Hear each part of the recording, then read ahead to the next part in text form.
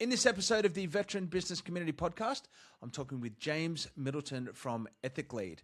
Man, we unpack what it's like to be an air combat officer and really opens my eyes to, how the battle space is run from the sky. But then we talk about James's transition into big defense industry before ultimately landing where his heart and purpose should be in Ethic Lead. We also unpack veteran procurement and some of the amazing opportunities for veteran business owners, particularly in Queensland. So stick around and have a listen to James. This is the Veteran Business Community Podcast coming up.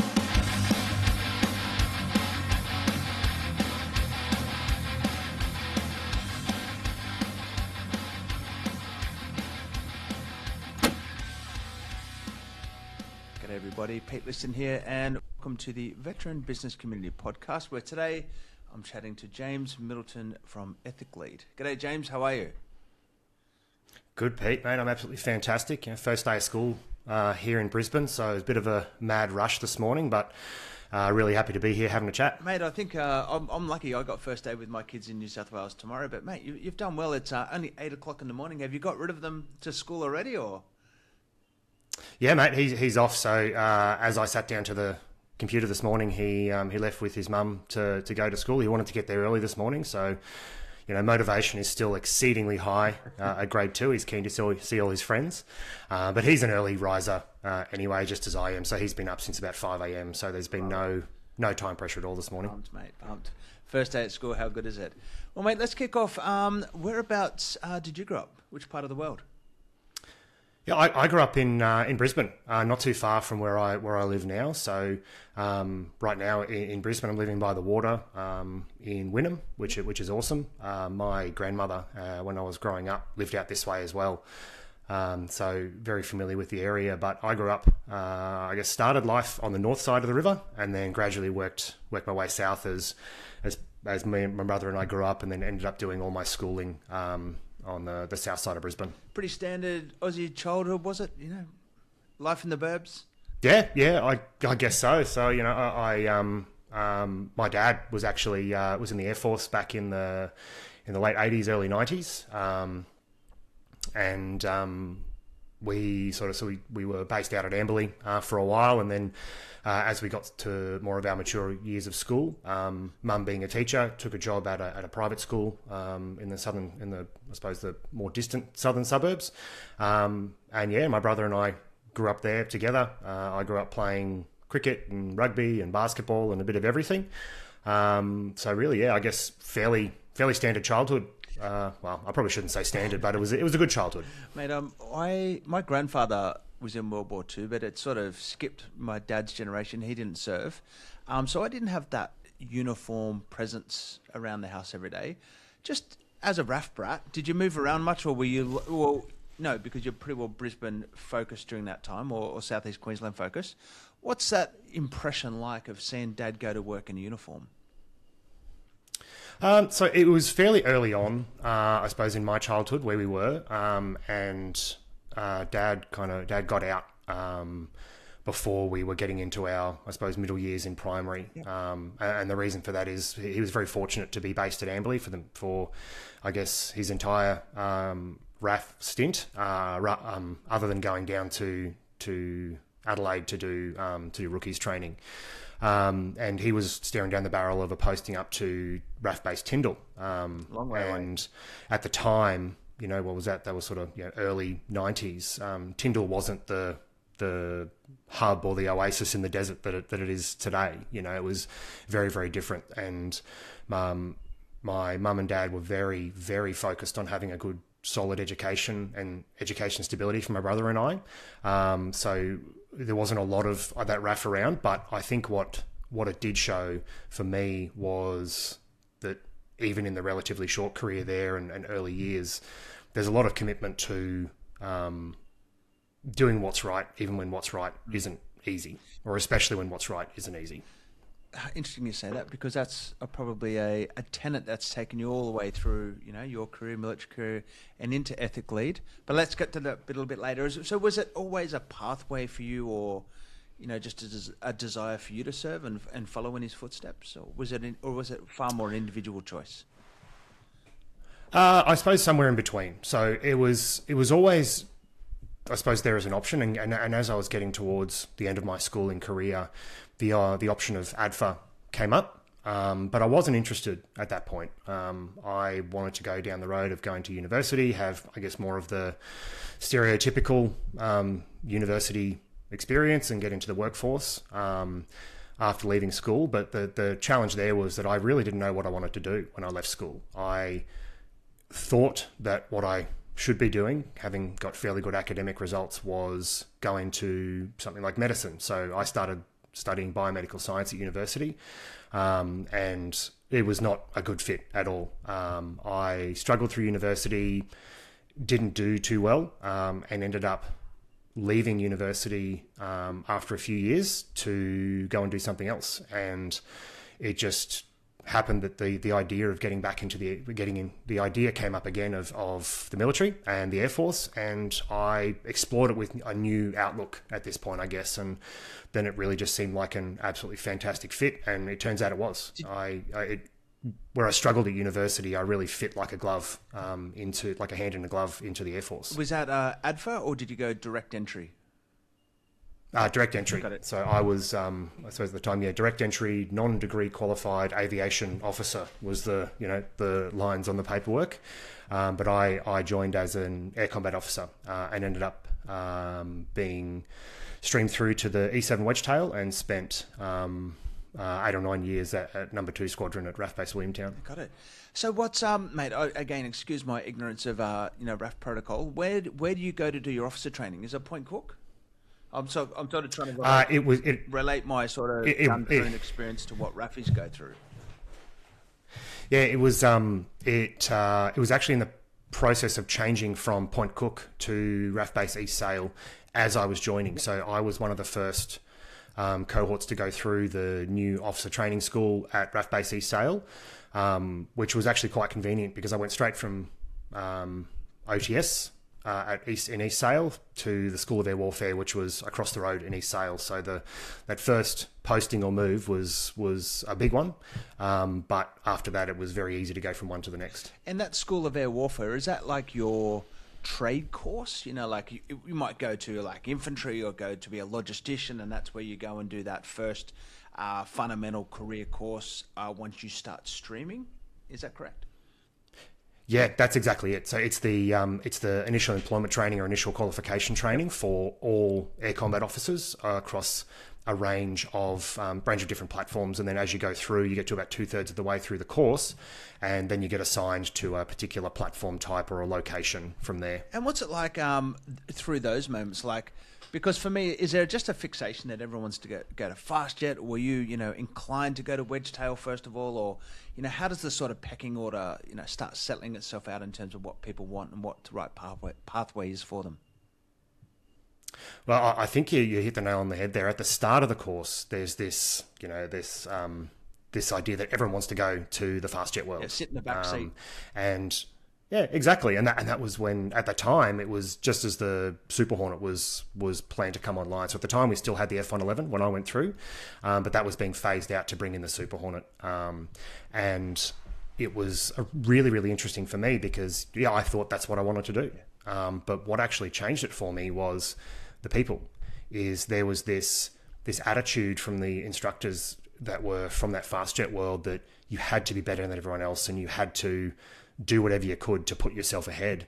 And there's something about my own upbringing or my own values that just didn't sit right. And what ended up happening was the best instructors I had there were the ones from the command and control world. So at that time, it was a lot of guys and girls from the ground-based environment, so the reporting and operations center, but also people who'd done overseas exchange work with the US Air Force or the Royal Air Force on the E3. And there was just this focus they had on, it doesn't matter what you're doing, we're working as a team to accomplish something really, really complex. Yeah. And that resonated with me so well that it was actually more the people. I could see myself working in a certain environment with certain people that piqued my interest and made me want to go through and go down that Wedgetail pathway. And that was, I think, one of the best things I ever did, because I had a great career and a great time with 2 Squadron and the Wedgetail. So what years now did you do, and how many years did you spend in the Squadron? I'm just trying to relate to operation, what's going on in the world operationally. Yeah, so I so all said and done, I did just shy of 10 years in the Air Force, and spent about 8 of those at 2 Squadron at RAF Base Williamtown. So I was very fortunate to not move around a lot, although we did deploy a lot. We were all over Australia, all over the world, all the time. So that was it was more of that interesting experience, different to the moving around every 2 or 3 years. But when you're going somewhere different every 3 or 4 months, there's different strains and pressures that come with the home life. Now, with the, I sort of, again, I'm just through my green blinkers, when I think of like, a brigade operation cell and the battle captains running the battle space with maps and, pushing pins around. What are you doing as an air combat officer? Are you doing the same kind of stuff, but in the sky? I'd say very similar. Yeah, it's when I've tried to explain this to people, the role of my full title, I guess, full role title was an air combat officer, which encompasses all of the different roles in non-pilot aircrew in a lot of ways. But my specialisation was air battle management, and so when I explain this to people, think about it, it's like, well, we're not necessarily we're not dropping bombs ourselves, we're not exploiting targets ourselves, but we're moving all the pieces around the chessboard to set the conditions for a rapid checkmate. So we're coordinating all the different elements of, fighter aircraft, strike aircraft, transport, tankers, working direct contact with, ground forces, and especially with that close air support piece, and we're the single link back to higher headquarters. So there's 2 parts of that role. We've got the forward-facing stuff, which is in the battle space, but then if the link goes down or the comms go down to the air operations centre, then we've got all the pens, and we have to run it from there with that high-level commander's intent. And this is all done from the sky? Excuse my ignorance here, but I think this stuff's super cool. Yeah, it's so there's it can be done from the ground, but there's limitations with radar horizon and sensor coverage and all that sort of thing. So we are, if you think about it as the ground-based element in Australia's, they're really focused on what's happening here and in our region with the linked sensors all around Australia and into the northern and eastern approaches. We then, as the airborne asset, we're the deployable. If we need to go somewhere, well, we can be there and up and operational within 3 or 4 days, depending on where it is. And we don't take a lot of equipment to deploy. So it's then we work in, I suppose, in concert with each other, but different roles, different specializations, different focuses for the mission. And were you able to deploy operationally in your career? Yep, I did a few operational deployments. So I suppose my first exposure to operations was when MH370 disappeared, and I was at the time the role I had. We were supposed to do a trip over to New Zealand and just do some interoperability testing and training with the New Zealand Defence Force, but then the night before we were going to go, I got a phone call and said, "Hey, we're not going east anymore. We're going west," because we just went the other way. And so we basically still turned up to work, turned up to the squadron, threw our bags in the aircraft, and just turned left instead of turning right as we took off to the north. So, and we did actually a lot of our initial planning en route to Perth to start the search and rescue coordination. How long were you on that gig for? So that one I did 2 stints of about 3 or 4 weeks until they cut it off and said, "Hey, it's getting too far out. We can't actually reach it anymore." And so that was very, very short. But then in 2015, and then again in 2016, I was deployed to Operation Okra, which was into Iraq and Syria, where we're fighting combating the forces of ISIL or Islamic State at the time. And as much as the fighter guys might tell you they were there first, it was the Wedgetail that was first into Iraq and Wedgetail that was first into Syria, right, supporting US forces. Mate, I might, if I can just ask a little bit more about the Middle East in just one moment, but for the layman out there, have you got any kind of what happened to MH70, mate? Because my wife and I were looking to book some tickets overseas, just on the weekend, and it was a bit of a dark humour joke when there were some cheap flights with an MH1, and we sort of looked at each other and we're just like, I don't know whether we want to do MH yet. And so that is still literally a hangover for us in real time. Any hints or tips? Where is it? No, mate, I've got no idea. All I know is it just got so far out, when the search area got so far out to the northwest that nothing can really reach it, because that Indian Ocean is absolutely massive. And we've got really no idea what happened. We were there at the start and there when they called it off, but we really had no idea. I wonder what that story is going to be when it comes out one day, if it ever comes out. But mate, push on into the Middle East. I had a chat with a guy just the other day who was with the SAS during the Battle of Mosul and others. What was that like for you guys in the sky? And can you share whatever you can about your role and the support that you guys did over there? Yeah, look, it was, so we were coordinating operations across, I guess, the western half of Iraq and then into Syria. So when we were airborne, a lot of the time we were called to be airborne when there were specific offensives going on, because of our enhanced sensor coverage and what we could do. So, for example, the Americans, they wouldn't go into Syria for push a strike package into Syria without the Wedgetail airborne. Especially once the Russians were there operating out of Latakia airfield doing their thing, and that was purely because we had, with the Wedgetail, is the most advanced airborne command and control platform in the world, and we could do things that no one else could, which was a really good, I suppose, hat to wear, but a lot of pressure as well. But talking about things like Mosul, from the Australian perspective, is our role in that was coordinating all the assets that were supporting the forces on the ground. So all of the, it could be transport aircraft doing supply drops, it could be strike aircraft or drones doing surveillance. We were moving all those pieces around to make sure they were where they needed to be, when they needed to be there.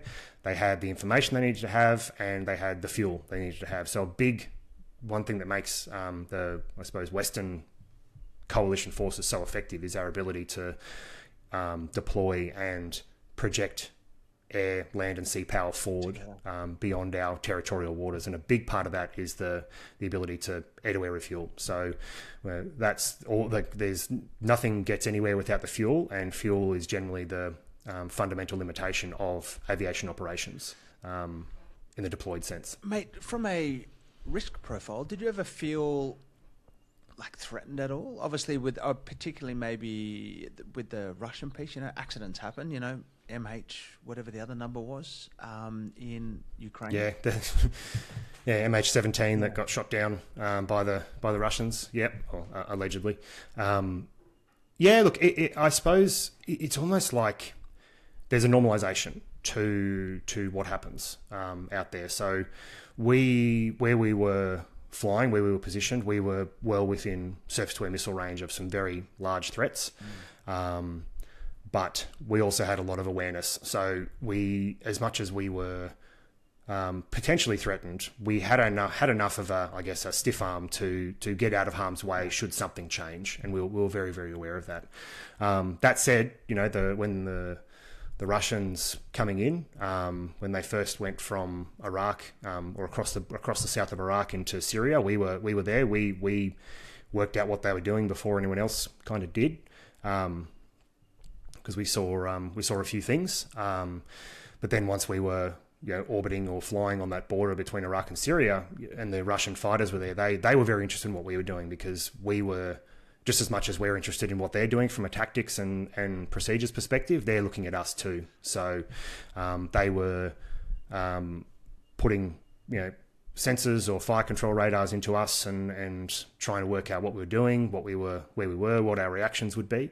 So there was always that. But I think it's almost once you're in there, you just revert to your training, and we were trained to deal with all this. But what ends up happening is that all that stress that builds up there just winds up tighter and tighter and tighter, and then it points itself in the wrong direction at some point, which is another big challenge. So I guess while we didn't feel overly threatened at the time, I sort of look back and go, oh, that was, I'm glad I'm not doing that now that I've got, family and a child, and I've been out for almost 10 years. Well, it's just a latent baseline threat or situation that sits there. And I spent 99.9% of my time within Tarankout base, and you get very lackadaisical around the threat environment.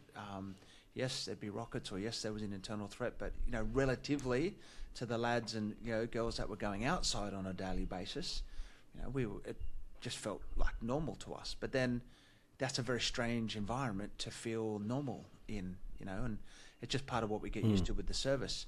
Just one last thought on it's interesting, a thought or / comment on the Russian piece, just because it's a really interesting, poke and prod moment, between the two of us. I actually think at the time, correct me if I'm wrong, but the Russians were allowed to be in Syria because they were allied with, I can't remember his name, the President Bashir or whatever his name was back then, and maybe we were less invited into Syria as maybe we imposed and the Russians were actually invited. So you've got these very fine friction lines from a geopolitical perspective where, something goes wrong at any time, it's all in. Yeah, and we were hyper aware of that. It was, and this is, I guess, something that people don't necessarily understand unless they've been in that environment, is it's not force on force like it has been in historical conflicts where you've got, all right, this is us, that's them, and everyone knows.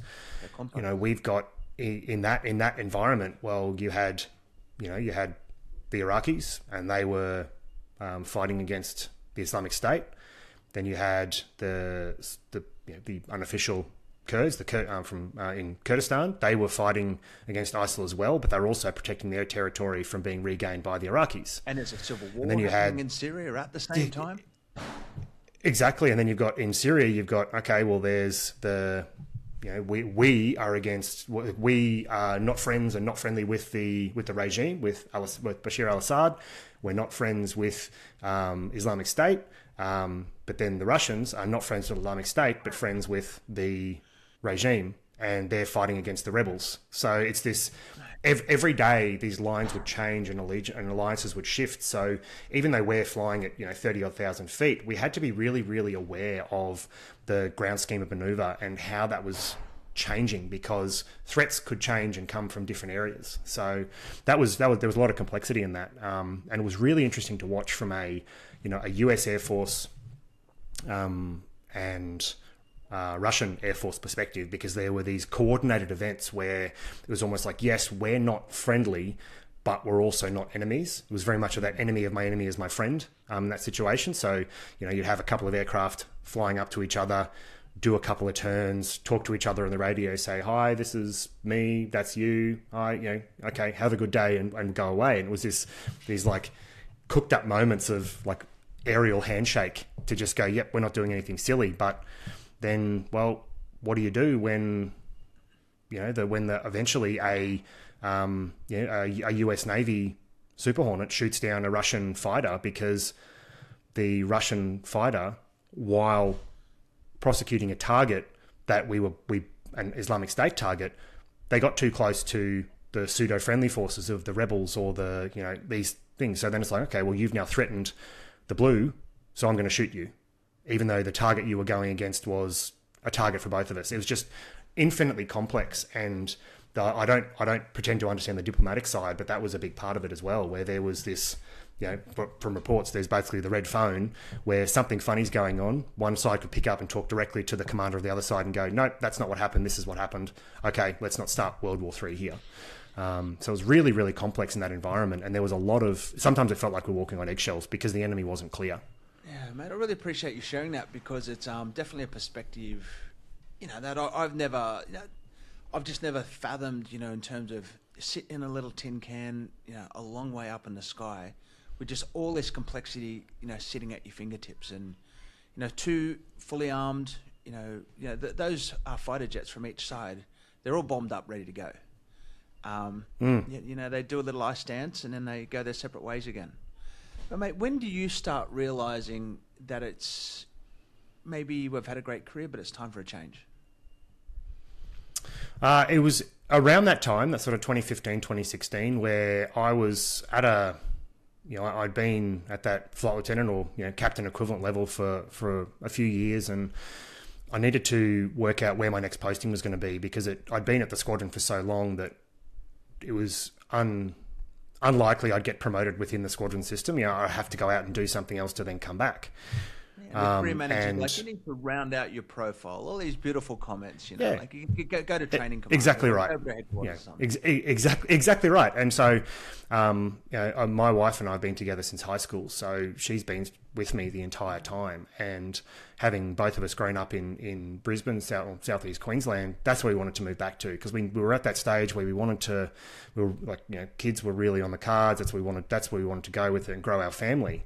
But we'd seen so many people and friends of ours through the military do it alone and isolated and without that family support. And it was just not something we wanted to do, because it's so much more stressful and so much more difficult. MWDU is the worst acronym in the military. It's got to be. Yep. Well, apart from one that has, unaccompanied. Yeah. Yeah. Apart from one that has KIA or something like that, not being received. But if you're separating from your family to serve, I just think it's it's rough for everybody. It is, and so that's what we wanted to do. I got a list of 6 different postings up this way, up in Brisbane, or in the area at headquarters 1 Div and all those air liaison positions and training positions, all that sort of stuff. And I was speaking to the career manager about it, and they just said, "Oh no, those positions aren't for you. They're for another specialisation." I'm like, "Oh well, but they've been vacant for 2 years. So what do you want to do?" I'm like, okay, well, I got the list of courses together. I go, here's all the courses I'm going to do over the next 12 months to make me suitable for that posting. Why can't we do it? And they just said, no, you've got to go to Canberra.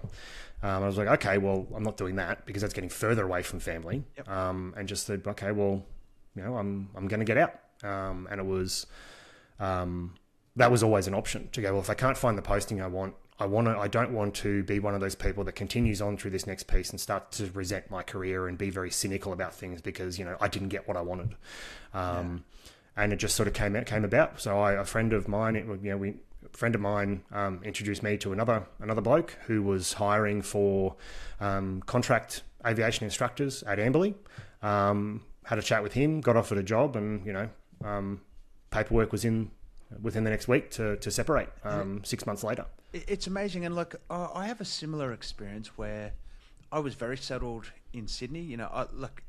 Relative to a lot of Army people that do Puckapunyal and Darwin and, Townsville, and they moved all over the place. I had a very stable career with about 8 years in the eastern suburbs of Sydney, like Coogee, and I had a house near the beach, and it was amazing. But ultimately I had a wife and kids, and my wife had a more financial career than I had. She was, smart girl, and ultimately family came first. And when they're like, you need to round out your profile and go out to Kapuka, I'm like, but for me personally, I didn't need promotion, I didn't need rank, I don't need status, but I really loved Army, man. I loved doing those kind of jobs, and I was happy to sort of let the thrusters pass through, and if they could keep me in my little box as a captain, I was happy with that.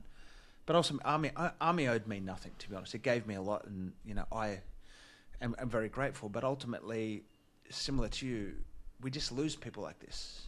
It's just like, no, let's just move on. And I just wonder, like, obviously, the military's got to come first. We can't pander to people like me all the time. But at the same time, I'd probably still be serving, mate. We'll be down this path, but I don't know.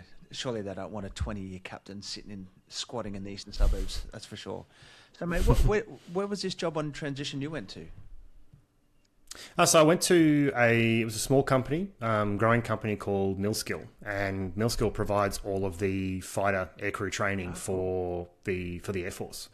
So I was instructing in the simulator at Amberley with the Super Hornet and Growler aircrew, and that was really, really rewarding because I'd had so much experience with the I suppose joint and combined force operations. I was able to bring that broader experience and give the junior aircrew a lot of context with why things happen a certain way. Why do we do things this way? Why do tactics look like this? Oh, because it's actually got to plug into a bigger system. It's not just you and yours. It's, well, how does this fit with that formation over there and that ship over there and those troops on the ground over there? So that was really, really rewarding. But doing that for 3 years, again, it was like, okay, well, I'm out.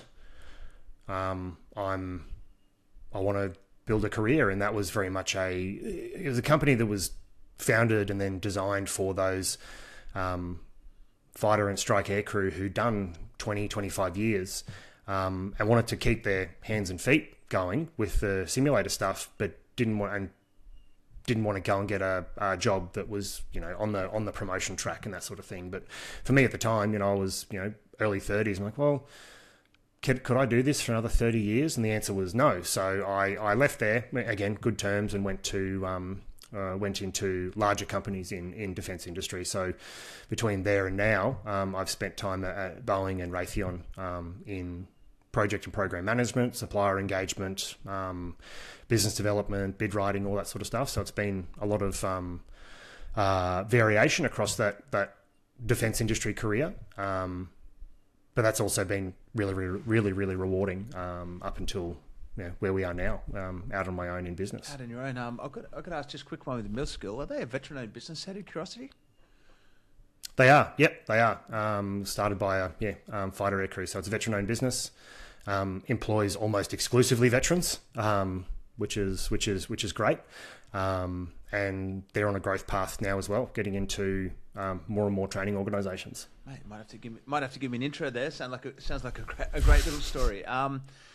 Okay, so in your roles both within Raytheon and Boeing. So first of all, it's through one of my little I'm a real fanboy of a lady called Michelle Creevy that we both know well.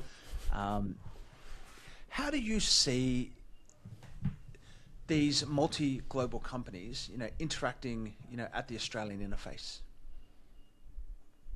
That's a really, really interesting question. And I think where Boeing is a great example of this is that in the US and globally, Boeing Commercial and Boeing Defence are one and the same. What happened with the 737 MAX affected every part of Boeing. So just to confirm that, in Australia, Boeing Defence is a separate defence-focused company, separate to the commercial airlines. There's 777s and all that kind of stuff. But in America, they are one and the same. Yeah, they sit under the same corporate umbrella. So Boeing Defence Australia does sit under that as well, but it's an Australian landed company solely focused on supplying and supporting Australia's defence needs. But there is down south in Melbourne, the same facility that manufactures the MQ-28 Ghost Bat, also manufactures aircraft parts for the wide-body commercial systems, which is actually why the MQ-28 could be manufactured in Australia, because the facilities are there. They just had to be repurposed. Got it. Good. But we do that. That part of Boeing is done. That doesn't concern Boeing Defence Australia. Boeing Defence Australia isn't involved with that part. That's Boeing Commercial Aviation, or Boeing Aerospace, and that is under contract with Boeing Commercial over in the States to build those wing kits essentially. The first thing that I found in my initial engagements with Boeing, and particularly through Michelle's team, was what seemed to me as a real legitimate understanding of the role of small business and sovereign capability, not only to be a good corporate citizen in Australia, but because it makes good sense, commercially, to be able to have those supply chain facilities local. And I'm also, a massive fan of Amy List, who's now basically running the show, having sat on a few, board is an incorrect term, sitting on a few advisory councils for veteran employment with Amy, another fantastic person. But what was your role in these companies, and what did you really learn for the next chapter of your career? So at Boeing, I was the manager of at the time it was called the Systems Analysis Lab, and became the Virtual Warfare Center. So we essentially did all the modeling and simulation to work out whether new capability was worth investing in.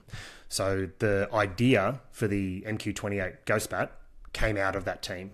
The idea for a lot of advanced application, sort of novel application of existing technology or development of advanced technology, started within Australia in that team, because we had a way to do it virtually, to look at okay, we got this idea. Let's put it into a real combat scenario and pull out the terabytes of data that is going to tell us whether it's actually having an effect or whether we're just trying to design another shiny brochure.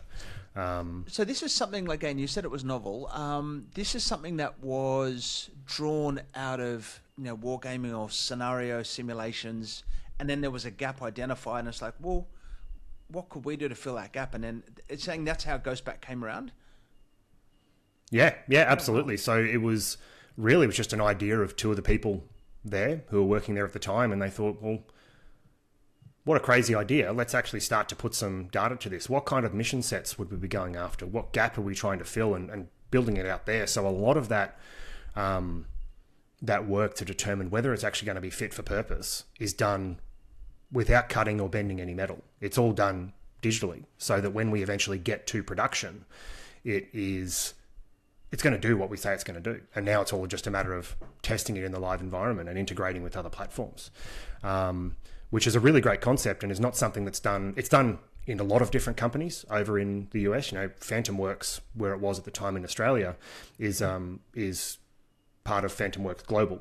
And that, Phantom Works in the US does all of this sort of stuff. You've got Skunk Works, the team that brought you the F-117 and the SR-71 and the U-2, that is similar sort of concept where let's look at these things, look at these problems that no one's really looking at and see how we can solve them in a way that's actually going to make a difference. The difference of doing it now rather than in the 60s and 70s is, well, back then they just sketched stuff out, built it and then tested it live. But with the computing power we have today, we can do all that virtually and work out what shape it needs to be, how much fuel it needs to have, how many weapons it needs to carry, what sensor payloads it needs to have the effects that it should have in the battle space.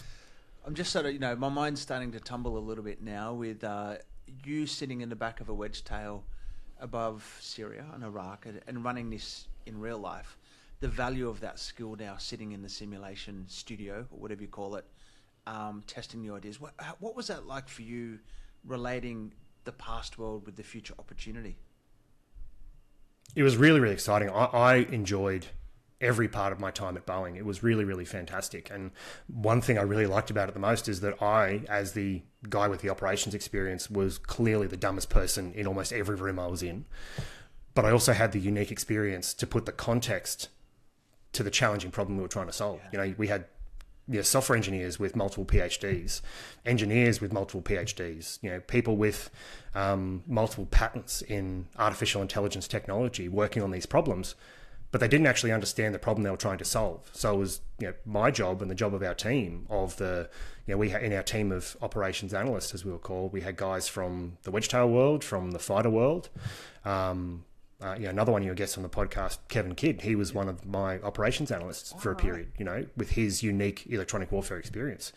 But we also had Navy destroyer guys, and we had one guy who was an SAS shooter.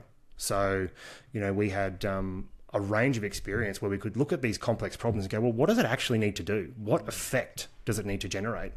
And then we had all the engineering and the maths in the background to pull it all together, which is the polar opposite of, say, DSTG, where they have all the maths and the smarts, but they don't start with how do I understand the problem. They approach it from a scientific and academic perspective rather than what is the guy or girl on the end of this thing who's going to use it in anger? What do they actually need to do? What do they need to achieve? And what's going to make their environment really challenging to use it if we don't do this right? Well, mate, this sounds like a really cool job. I imagine it's probably pays you decent coin. It's nice and stable in southeast Queensland, but you're not where you want to be yet because you move on again. What was the game? Yeah, and that was really due to my move on from there was due in many ways to family life with my son starting school and moving to Raytheon. I was sold an opportunity at Raytheon that didn't come off for whatever reason. But the Raytheon building is right in Brisbane, is right across the road from my son's school. So I was like, well, I still want to work in defence industry. I still want to broaden my skills into business development and supplier engagement, all these sort of things. And being there, it was going to make the home life easier because my wife's professional career was having her spend a lot of time in the city. So I was able to move into that, primary school, the primary contact for school drop-off, pick-up, emergency, all that sort of stuff, which is really where I wanted to be as well at that time. It just made sense. But what is, I guess, is common to all of these, I suppose, career jumps, it sort of lines up with posting cycles realistically. We get a bit bored coming out of the military. It's hard to stay in one place for too long. But it all goes back to the most rewarding part of my career in defence was as an instructor. Because when you're an instructor, it's not your job to do the job anymore. It's your job to help the next generation of people overcome their own challenges to become the best they can be. So one of my roles at 2 Squadron when I was finishing up was the checks and standards officer or standards flight commander, and it was my job to sign off on crews who were going to sign off on operational crews to go and do the job for real. So it was a lot of the time it was about getting people to the next level in their career, and a lot of the time that was not because they weren't capable, it's because they had their own blocks about how to understand a problem or how to push themselves that little bit further. The same thing at Boeing is the most rewarding part. As much as I loved the job, it was the people. It was the investment we could make in the culture and helping remove these systemic constraints or structural constraints on people that were preventing them from being the best that they could be, from having the right person look at a problem differently to come up with the right solution, because structurally it just wasn't there. And then into Raytheon, well, working with in the same sort of world as Michelle worked at Boeing when I was at Raytheon in the Australian Industry Capability team. Well, now it's about going from the individual to the organisation, because now it's about how do we build up small to medium businesses within the Australian industrial context to swim in the big pool, because defence industry is incredibly hard to work in. The contracting mechanism is unbelievably cumbersome. It's the economies of scale are just something that a lot of businesses in Australia, particularly small businesses, can't really fathom. And so being able to then take all of that experience in instruction and mentoring and the people stuff and applying that into small business from using big business to benefit small business was incredibly rewarding as well. And it just so turned out that at the end of 2024, Raytheon did a bit of a restructure and my position was made redundant, which was the kick up the backside I needed to get out on my own. Well, mate, tell us about that, because I want to focus on what you're doing right now, and then I'm going to circle back around to veteran procurement and particularly some of the things that we're looking to work on the side. But Raytheon's now in the window, big corporates now in the rear view. Tell us what you're up to now. So leaving Raytheon, I always had this idea that I wanted to go out on my own in business, and I thought, well, this is the best opportunity to do it, because there's nothing, not that there's no safety net, but there's nothing holding me back from giving it a go. And I was very fortunate through that time to be introduced to a guy named Steve Scott, another veteran. He was in the Air Force, different generation to me, but as much as people joke, everyone in the Air Force, well, actually it turns out we do know a lot of the same people and we understand the same stories and all that sort of stuff. We're just seeing it in different generations, which is really, really funny.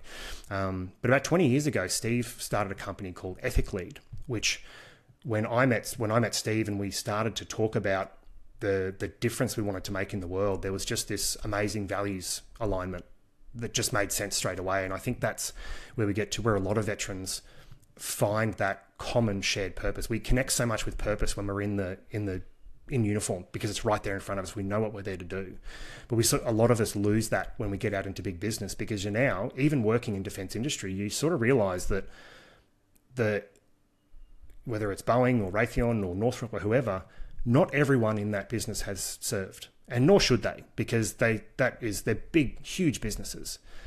But there is a tendency to lose sight of what is most important within those businesses, which is those defense industry. Everyone in defense industry, whether it's small business, medium business, large business, is fundamentally responsible to Australia's national security. And that gets lost on a lot of people who haven't lived it, because they go, well, we need to make, because they're measured on their ability to generate profit, because profit means success for the business. And I don't begrudge any business for generating profit, but your purpose is to serve national security. The benefit of that is you build trust and win more business, which increases profit. So when I met Steve, we got this. We get this. This is what we want to do. We want to reconnect leadership with purpose and leading with purpose, because unless we understand what that greater purpose is, well, we can't then make good decisions and ethical decisions and do the right thing when the right thing's hard to do, to get the most out of the organisation, to have people feel engaged at work and to build that future capacity. So the business that Steve started is called EthicLead, and last year I became a part of EthicLead. So, you know, two veterans working together to create some common good in the world. Mate, you mentioned something very early on in the pod, and I sort of said, there's a thread here, and I'll come back to it later. I can't remember exactly what your words were, but it was something along the lines of doing the right thing because it's the right thing to do. And it's been a pathway of yours, you know, not only in service but searching for it. How do you feel now? Do you feel you're at home? Do you feel comfortable? Absolutely. This, when I am doing this work that we do with EthicLead, to work within organisations to build ethical and purposeful leadership capability, that's where I'm supposed to be, because it takes all of that knowledge and experience and enjoyment from being an instructor and being a mentor and working within challenging teams to build culture. It's applying it now through a lens of ethical leadership. And at the core of that, ethical leadership is about making decisions, no matter how much it causes us personal discomfort, that serve a greater good for the least harm. That is ethical leadership. And that's what I believe every company should be doing, but particularly companies that work in the national interest within defence industry. It's about connecting with that greater purpose of serving national security and making decisions that at every level that go along that path, not just for the sake of profit. Think about the scale, or what am I trying to say here? Think about the poles, you know, the opposites between a large company, you know, maybe a multi-billion-dollar, you know, global defense prime that is trying to, you know, to win massive contracts with a new platform, versus the other end of the pole, which is the soldier, sailor, or airman, you know, who turns up to work in their own individual service of the nation. It seems to be a world apart, but does that big global corporate even have the soldier, sailor, or airman, you know, sitting and understanding? Because that's ultimately what we're trying to support here. That individual, starting with the individual into their subunit, into, you know, their teams, you know, that's ultimately where the rubber hits the road. Yeah, it's a challenging question, Pete, and I think the businesses, they want to say that they do, but I think just with the sheer size and scale they're operating at, it gets lost in the noise very, very quickly. Because when you're talking about the acquisition of a new capability that costs $4 billion, well, it's hard to see at that level what that means for the soldier, sailor, airman, because you're now looking at the system as a whole. Which is why I think it is so incredibly important that every business operating in defence industry has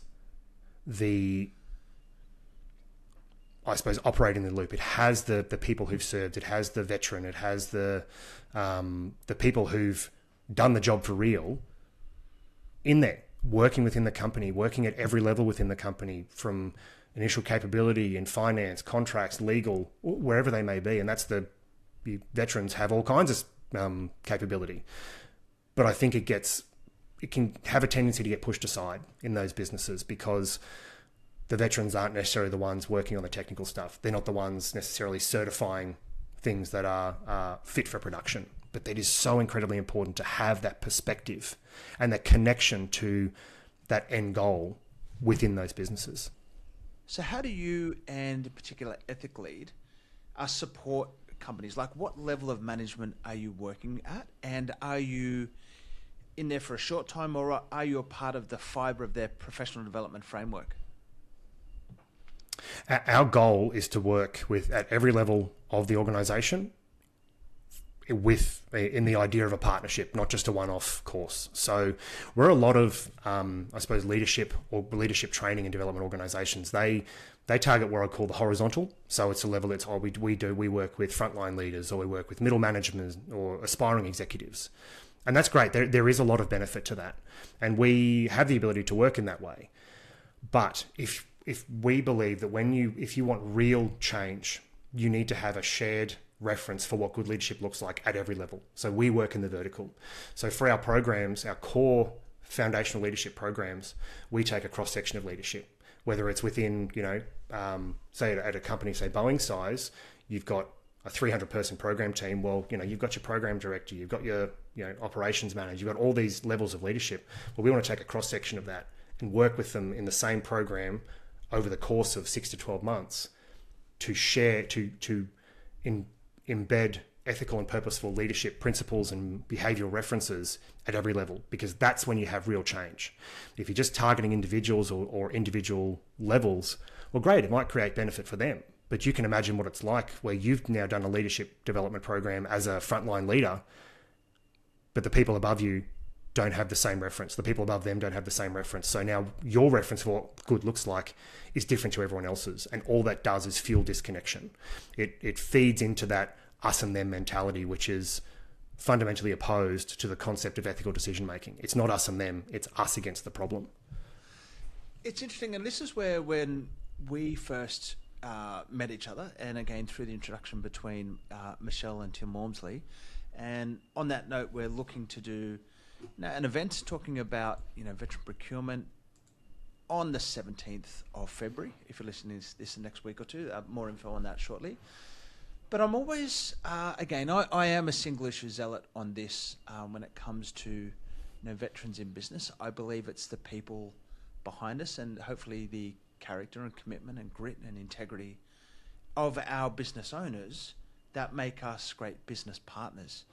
Can I just share, again, we're on the same path here, but what's your positioning on how veteran-owned can create that advantage in the marketplace?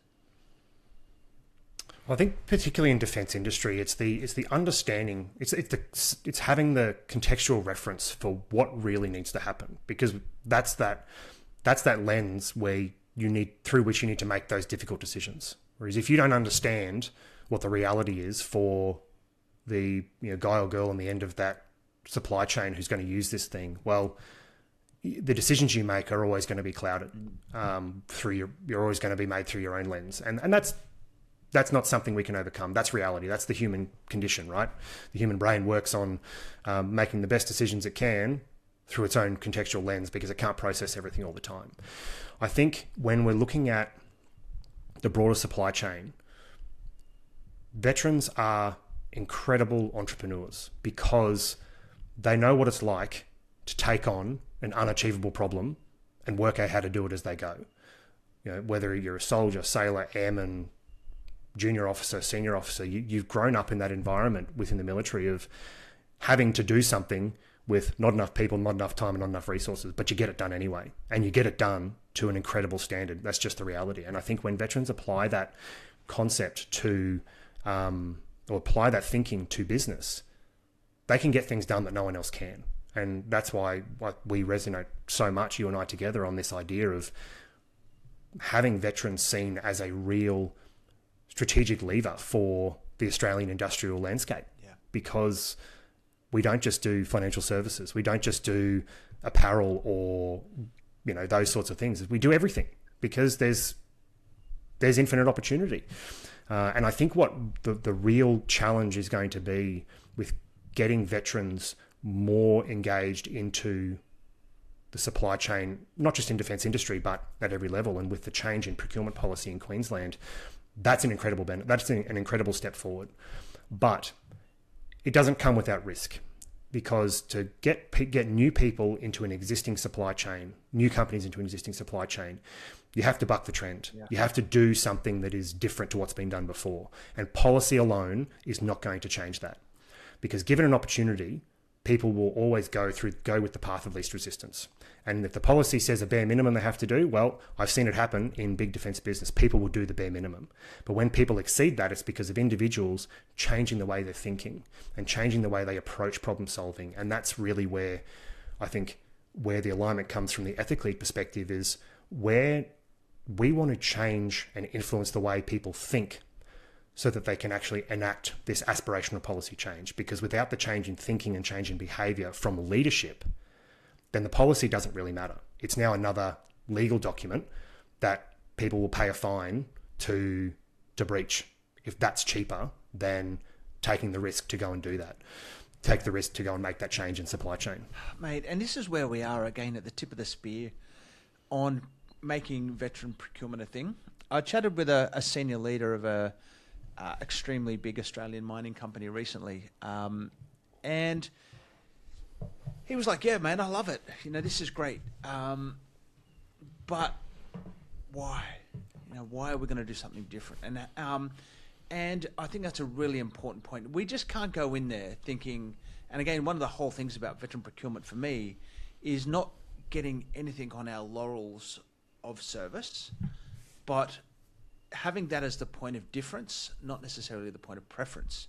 Like, we'll take point of preference to get a seat at the table, but we've got to be point of difference to actually win the work. And we've got to be competent. We've got to be capable. We've got to have capacity, you know, to deliver. And it's going to be runs on the board from the leaders of the vanguard that start winning work as a veteran-owned business that are going to create the reputational space for others to follow. Absolutely. And this is a real challenge in leadership is you have to believe in what's possible long before you can see results. So if the attitude of bigger business and their standing supply chain is to wait for veterans to put runs on the board before they can start to engage with them, well, you're always going to be waiting. Yeah. But to take that risk, to take that leap and believe in what's possible and challenge other people to believe it as well, that's what creates real change, because you can't afford to wait for results because you'll miss the boat. You'll miss the opportunity. I always look at it as 3 steps: consciousness, intent, action. You know, consciousness, we need to, first of all, let it be known that veteran-owned is a thing. So it's actually a thing, veteran-owned. We're our own segment of social procurement, or however we want to put it. Then we've got things like the Queensland procurement policy, which are brilliant because there's no intent. But ultimately, it's action that we need to deliver, and that's contracts, you know, to businesses. Mate, I'm going to wrap. Just before we go, if you're listening to this podcast before the 17th of February, the Caxton Hotel at 5 p.m, which is in downtown Petrie Hill. Hopefully, I got that. Yeah, Petrie Hill. It's right near Suncorp Stadium. Right near Suncorp Stadium. We're going to get together and we're going to have a couple of great speakers. We've got James, we've got Michelle, we've Creevy from Purpose Procurement. We've got Tim Walmsley, who from the Benchon platform, who, if you haven't looked at as well, we've just released the Veteran Industry Portal through Benchon. That's actually live now. Go and check it out.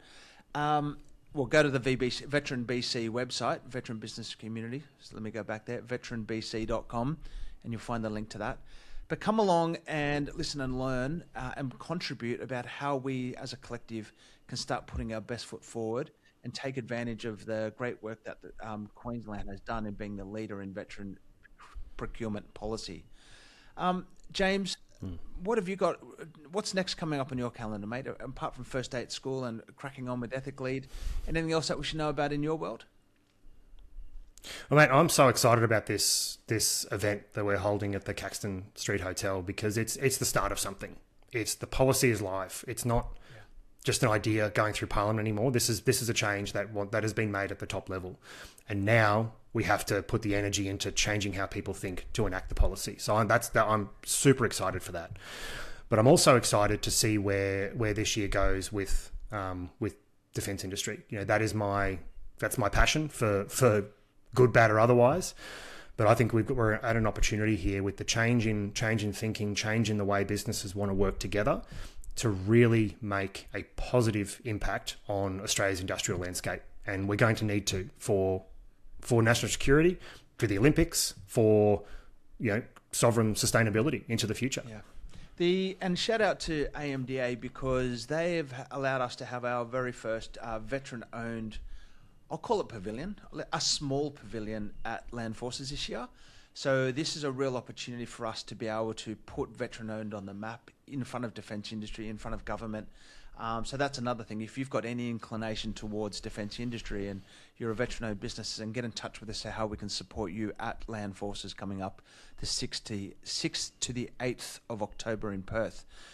James, mate, I really appreciate standing alongside someone like yourself in the big game that we're playing. I believe that, with people like yourself and others, we can create a $1 billion industry for our community, by the turn of the decade, which is only, just under 4 years away. So, look, it's a vision. We're going to aim for the stars and hopefully land on the moon with this one. But I really appreciate sharing your story today and jumping onto the pod. Thanks, mate. It's been great to chat to you. It's always great to chat to you, but it reminds me that we're not doing this just for ourselves. We're doing it to create some good in the world. And in this case, it's through the lens of empowering veteran business to do what they are capable of truly doing. And mate, when you say good in the world, the reason I do this is because of good people. And the people that volunteer to serve their country, for the people that volunteer to put others first, they're the kind of people that are now running businesses. And I just think, wouldn't you want those people in your supply chain? Don't you want that kind of person, the character of that person working with you in your company? Mate, lovely to chat with you as always. Take care. We'll talk again soon. If we don't, we'll speak beforehand. Actually, we've got a meeting tomorrow, but 17th of February, get up there. If you need more info, veteranbc.com. Thanks, mate.